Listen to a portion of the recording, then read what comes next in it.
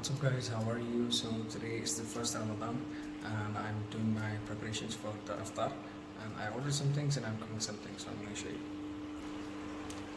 This is rolls. I'm frying that. These are the ones that I ordered. I ordered the dates from Shopee. These are called korma here in Malaysia. These are the ones, let me show you. I got this for like 9 ringgit. It's reasonable, and almost half kg. And then biryani. I also ordered these things. I ordered from an uncle who lives in Parkia. So I'm just preparing the meal, and then I'm gonna show you what I'm preparing. It's not a game, it's a rich thing.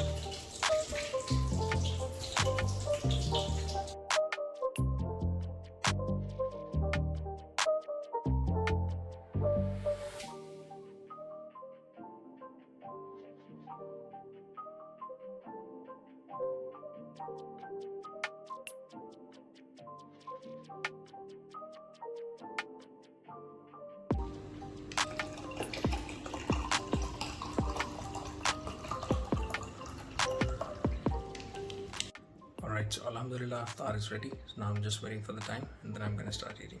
I'm gonna show you one minute. This is the biryani. This is the fruit chaat that I made, fruit salad.